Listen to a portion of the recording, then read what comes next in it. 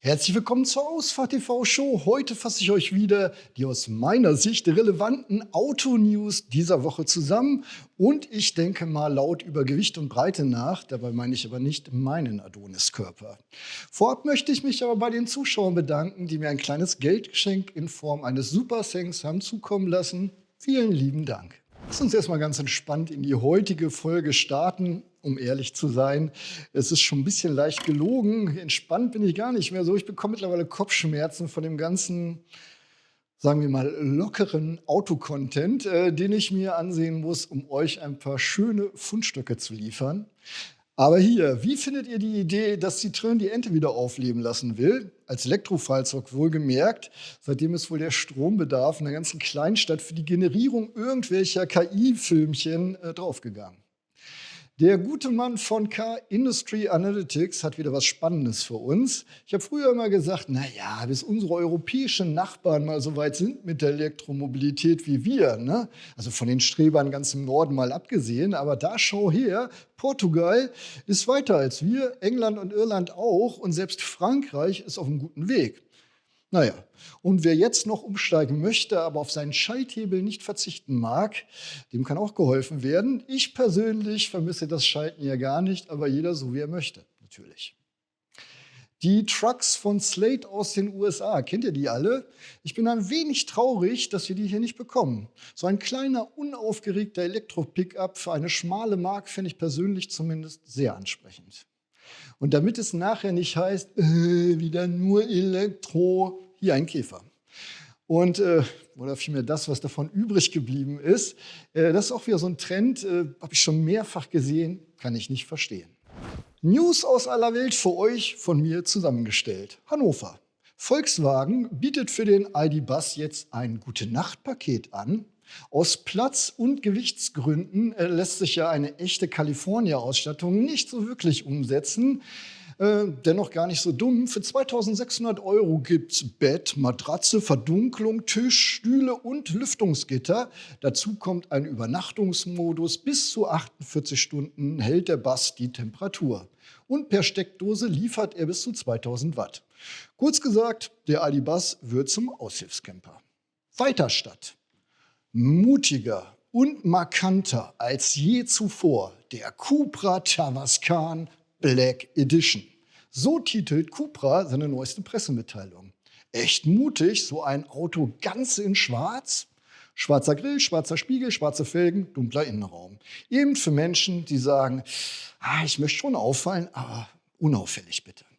Dazu gibt es das Adrenalin-Pack mit Glasdach, Sennheiser Sound, DCC-Fahrwerk und elektrischen Sitzen. Also im Grunde ein hübsches Ausstattungspaket für den elektrischen Spanier aus China, der ab Sommer produziert werden soll. Eschborn. KGM, also das neue SsangYong quasi, bringt den neuen Musso aus Südkorea jetzt in der XXL-Version nach Deutschland. Weiter gilt ein Pickup, Diesel, Allrad bis zu 3,5 Tonnen Anhängelast.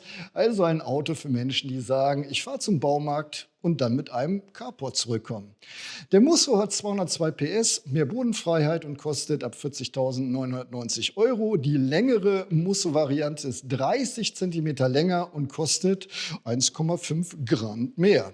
Wer den Musso als EV fahren möchte, kann das ja schon heute mit 234 PS, Allrad 678 Newtonmeter Drehmoment und bis zu 379 Kilometern Reichweite dank 80,6 Kilowattstunden FLP-Akku. Allerdings nicht in der langen Version. Der Stromer darf übrigens bis zu 2,3 Tonnen an den Haken nehmen. Wir zeigen euch in diesem Video ein langes Auto mit viel Platz, aber wenn du ihn wählst, hast du trotzdem den kürzeren gezogen. Offenbach. Hyundai bringt Fußball ins Auto. Zumindest ihr nicht ganz so erfolgreicher Ioniq 9 bekommt ein WM-Display-Theme. Ne? Kostenlos über den Blue Link Store. Das ist quasi der Softwareladen von dem Auto. Also neue Grafiken, Animation und ein bisschen Turnierstimmung auf dem Bildschirm. Muss man nicht machen? Kann man aber. Vor allem, wenn man schon Schubkarren voll Geld zur FIFA gefahren hat. Also als offizieller Sponsor und Mobilitätspartner der WM. Weiterstadt. Häppchenpolitik vom Feinsten. 6 Tage vor der offiziellen Weltpremiere am 23. Juni in Frankreich reicht uns Škoda 2 Zeichnungen zum Innenraum des neuen elektrischen Siebensitzers an. Damit Deppen wie ich euch auch dieses kleine Stückchen vom richtigen Knochen vorwerfen können. Soll ich euch noch mehr anheizen? Ich zitiere mal die Pressemitteilung. Der neue Škoda Peak hebt die Dimension des Innenraums auf ein neues Niveau. Ich persönlich platze jetzt vor Spannung. München. Häppchen kann BMW auch. Der neue X5 ist ja kurz vor seiner Weltpremiere. Ich glaube, am 30. Juni 2026 ist es soweit. Die 5. Generation heißt G65. Mercedes, BMW, G65 und kommt technologieoffen mit Benziner, Diesel, Plug-in-Hybrid, vollelektrisch und ab 2028 wohl auch mit Wasserstoff. Jetzt haben sich ein paar Journalisten das Auto getarnt fahren lassen und verraten ein paar weitere Details in der Pressemitteilung. Häppchen eben. Der elektrische iX5 kommt mit, festhalten, 141 Kilowattstunden netto Batteriekapazität. Oder anders gesagt, da hat wohl jemand seine Einliegerwohnung elektrifiziert. Dazu kommt dann noch das neue Heart of Joy.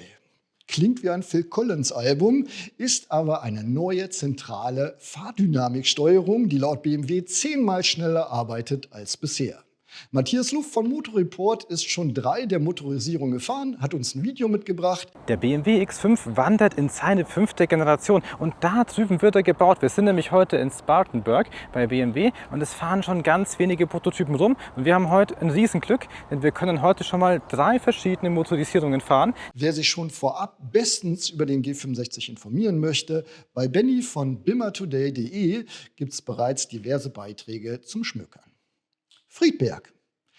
Wer mit sich gerungen hat, den neuen Mitsubishi Outlander anzuschaffen, ihr wisst, den Plug-in-Hybrid, aber ein kleines Finanzierungsproblem von, sagen wir mal, 10.000 € hatte, darf sich jetzt freuen. Ich zitiere aus der Pressemitteilung.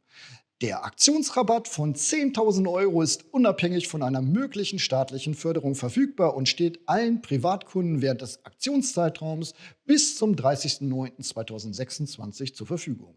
Bedeutet, die Basis kommt jetzt schon für 39.990 €. Frage an euch da draußen, war das jetzt Werbung oder eine sinnvolle Information? Ich unterbreche jetzt den Newsblock mal, damit das nicht so zack, zack, zack, zack geht. Und jetzt kommt einfach wirklich Werbung. Brauche ich nicht fragen. Lass uns doch mal schauen, ob sich der Mitsubishi-Rabatt schon in den Leasing-Angeboten niederschlägt. Das machen wir selbstredend bei meinem Partner leasingmarkt.de, nicht umsonst Deutschlands Nummer 1 in Sachen Autoleasing. Ich wähle hier mal den Outlander aus. Ihr müsst nur auf den ersten Link unter diesem Video klicken. Schnell noch auf Rate aufsteigend sortieren, damit man die preiswertesten Angebote oben sieht. Und da sehe ich schon das erste Angebot für schmale 142 €. Schaut euch in Ruhe die Ausstattung und die Basisdaten an. Vergesst aber auch nicht, ganz nach unten zu scrollen, um zu schauen, welche einmaligen Kosten noch auf euch zukommen. Rechts oben könnt ihr dann die restlichen Parameter nach euren Wünschen anpassen. Wenn die Leasingrate für euch passt, bestätigt das und dann müsst ihr nur noch eure Stammdaten eingeben, damit der Händler euch kostenlos und vollkommen unverbindlich euer ganz persönliches Angebot zukommen lassen kann. Alternativ schaut mal in den Deals, das sind tagesaktuelle Leasing-Schnapper von den Mitarbeitern händisch ausgewählt und zusammengestellt. Ihr erreicht sie über den zweiten Link hier direkt unter dem Video. Vielleicht ist ja was für euch dabei. Danke, dass ihr dieser Verbraucherinformation so geduldig gefolgt seid. In der letzten Show haben uns die Kollegen ja den neuen Audi A6 Allroad vorgestellt. Und Audi selbst spielt mit dem Fakt, dass der Feldweg-Kombi jetzt inklusive Außenspiegel stolze 2,10 Meter Platz braucht in der Parkbox. Breit aufgestellt, der neue Audi A6 Allroad, haben sie ihre Pressemitteilung betitelt. In den Autobahnbaustellen hat der Audi-Fahrer kein Problem, denke ich. Kann er doch mit seinem Offroader einfach durch die Baustelle selbst fahren. Beim Parken sieht es dann aber ganz anders aus, ne? Die deutschen Parkplätze müssen, je nach Bundesland, zwischen 2,30 Meter und 2,65 Meter breit sein. Selbst mit abgetretenen Außenspiegeln, Entschuldigung, ich gucke zu viele Motorradvideos auf YouTube, misst der Audi noch 2 Meter. Da wird der Ausstieg für den möglicherweise wohlbeleibten Eigner zur Yogaübung. Aber Audi ist da nicht alleine. Jüngst hatten uns die Kollegen auch den neuen BYD Dolphin G vorgestellt. Der soll mit Außenspiegeln eine Breite von 2,24 Meter haben. Wir sprechen über die Kompaktklasse. Und selbst der neue VW ID Polo misst mit Außenspiegeln stolze 2 Meter. Mercedes so, hold my beer. Der neue VLE, zugegebenermaßen immerhin ein Van, misst mit Außenspiegeln 2,25 Meter in der Breite. In der höchsten Ausbaustufe wiegt der Stromer leer schon 3.161 Kilogramm. Und damit man auch noch irgendwas einladen kann, hat man das zulässige Gesamtgewicht auf 3,7 Tonnen angehoben. War da nicht was? Ach ja, Personen, die vor 1999 ihren Führerschein Klasse B gemacht haben, dürfen nur noch Fahrzeuge mit einem zulässigen Gesamtgewicht von maximal 3,5 Tonnen bewegen. Und ja, es gibt die 4. EU-Führerschein-Richtlinie, so heißt das Ding, nach der man elektrifizierte, batterieelektrische Fahrzeuge mit der entsprechenden Führerscheinklasse bis zu einem zulässigen Gesamtgewicht von 4,25 Tonnen fahren darf. 2029 soll das auch in Deutschland kommen. Aber nochmal zurück zur Breite. In den 70er Jahren hat man Garagen mit einer Innenbreite von 2,30 Meter bis 2,50 Meter gebaut. In den 80er Jahren waren es 2,50 Meter bis 2,80 Meter.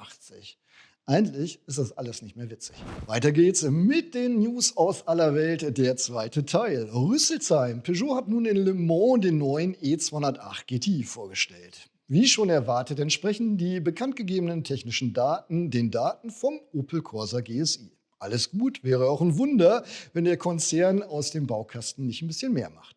Allerdings gibt es wohl auch Unterschiede zum Opel, denn ich zitiere mal die Pressemitteilung.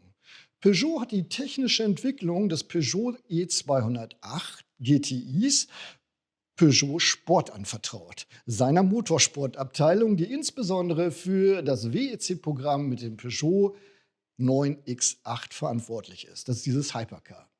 Da war ich zunächst verwirrt und habe einfach mal nachgefragt, wenn ich es richtig verstanden habe, von der Peugeot-Pressesprecherin, entwickelt der Konzern die Basis, die Markeningenieur geben dann den Feinschliff. Im Gegensatz zum Opel gibt es bei Peugeot schon einen Preis. Der kleine elektrische Hot Hatch ist ab 44.900 € zu haben.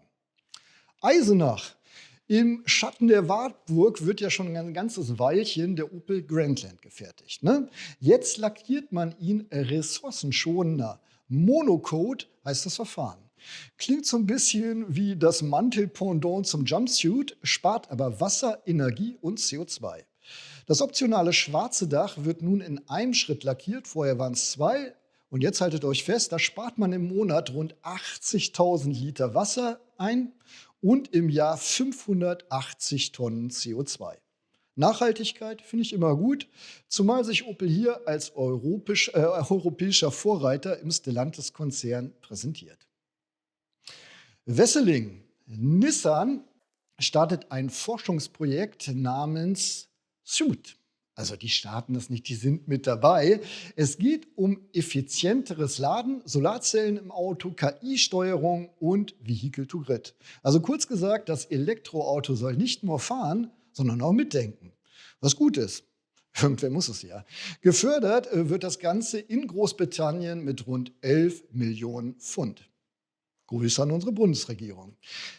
Testfahrzeug ist der neue Nissan Leaf. Der soll dann seltener laden, günstiger laden, Strom zurückgeben und nebenbei das Netz entlasten. Macht alles Sinn. Früher war man auf sein Auto stolz, wenn es einen Getränkehalter hatte. Heute macht es alles für einen quasi. Gut, Stuttgart. Mercedes-AMG bringt den neuen GLE 63 und den neuen GLS 63 mit V8. 612 PS, 850 Newtonmeter, 0 auf 100 in gerade mal 3,8 Sekunden beim GLE. Beim GLS braucht das Ganze 4,2 Sekunden. Was für ein Wohnzimmer mit Allrad immer noch absurd ist, oder? Also wenn ich überlege, mein Elva hat damals 3,8, glaube ich, gebraucht von 0 auf 100 und das ist so eine Schrankwand. Na gut, der Verbrauch liegt bei Über 13 Liter, CO2 Klasse G. G steht hier wohl ganz insbesondere für gönnen. Also dir und nicht der Mutter Natur. Mercedes nennt den Motor zukunftsfähig. Das ist mutig. Wahrscheinlich ist es einer dieser neuen hocheffizienten Verbrenner, von dem unser Bundesfritze sprach. Jetzt gibt es auch für das top-sportliche Modell bei Mercedes im SUV-Segment ein Update. Letztens noch das Facelift für den normalen GLE und jetzt für den Mercedes-AMG GLE 63S. Und ja, wir haben auch einen GLS 63 auch noch hier stehen. Wir bleiben in Stuttgart, denn die Schwaben können nämlich auch ganz anders.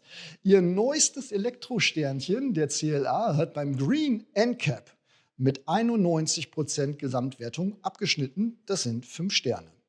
Der CLA hat jetzt offiziell einen niedrigen Verbrauch, eine hohe Reichweite und einen vergleichsweise kleinen CO2-Fußabdruck über den ganzen Lebenszyklus hinweg. Noch ein Hauch Bildungsfernsehen gefällig? Soll Onkel Janni mal? Green MCAP bedeutet nicht, dass der Crashtest jetzt im Wald durchgeführt wird, sondern die bewerten die Umwelt- und Effizienzleistung. Sie führen eigene Labor- und Straßentests unter realistischen Bedingungen durch, also nicht wie beim WLTP, mit Nutzlast bei niedrigen Temperaturen und nicht nur im idealen WLTP-Schaufenster. Außerdem erstellt Green NCAP auch Lebenszyklusanalysen, also Schätzungen für den Energiebedarf und Treibhausemissionen über Produktion, Nutzung und Recycling hinweg. Wolfsburg, jetzt müssen wir ein bisschen ernster werden. Entschuldigung. Wolfsburg. Laut Manager Magazin sieht Volkswagens eigene Spitze den Konzern offenbar nicht mehr in der Krise, sondern am Rand des Kontrollverlustes. 6 von 9 Vorständen halten VW für existenzgefährdet. Alle fordern ein neues Geschäftsmodell, während sie sich gleichzeitig gegenseitig Uneinigkeit attestieren. Blume, also der CEO, plant nun den großen Schnitt. Ist klar, was macht man? Weniger Wachstum, weniger Investitionen, mehr Sparzwang, womöglich weniger Plattformen, also weniger Autos und weniger Werke, also weniger Jobs. Kurz, VW weiß, dass es brennt, aber im Maschinenraum streitet man sich noch, wer das Feuer löschen darf. 2 Tage später hat das Manager-Magazin übrigens direkt nachgelegt und berichtet, dass die VW-Eigentümerfamilien, Porsche Pirch, immer nervöser werden. Hinter den Kulissen wird gestritten über Blume, über Sparpläne, über Konzernstruktur, über Audi, Porsche, Lamborghini und die Frage, wer hier eigentlich noch das Lenkrad in der Hand hat. Am 9. Juli soll Oliver Blume dem Aufsichtsrat ein neues Transformationskonzept präsentieren. Wird spannend. Zum Ende jeder Sendung noch etwas Schönes, wie versprochen. Elias Holdenried ist ein geschätzter Kollege, der mittlerweile für Classic Driver schreibt. Elias lebt alte französische Autos. Sein Instagram-Kanal zu besuchen, fühlt sich an wie eine Zeitreise in meine Jugend. Dazu weiß ich eben auch, dass Elias tief im Thema ist und zusammen mit seinem Vater quasi ein eigenes Auto- und Wohnwagenmuseum unterhält. Also nicht öffentlich natürlich. Ihr wisst, wie das ist mit der Sammlung. In einer Zeit, in der doch alle Neuwagen-Hochkantartisten das Gleiche zeigen, streichelt der Besuch von Elias Seite meine Seele. Wirklich. Bloß aussprechen kann ich seinen Kanalnamen nicht. Moteur Flottant oder so. Alle Links, die ich heute erwähnt habe, findet ihr in der Zusammenfassung dieser Show auf unserer Webseite. Den Link dorthin findet ihr unten im Videobeschreibungstext. Abonniert gern den Kanal und aktiviert auf jeden Fall die Glocke, damit ihr meine neuen Beiträge auch angezeigt bekommt. Wer mir Input oder Anregungen für einen neuen Showbeitrag nicht öffentlich schicken möchte, nutzt eine dieser beiden E-Mail-Adressen. Ich bedanke mich ganz herzlich fürs Zusehen und verabschiede mich wie gehabt. Bleibt gesund da draußen. Tschüss, bis dann. Euer Jan. Nein. Nein, du bleibst ganz ruhig hier. Wir sind Gäste.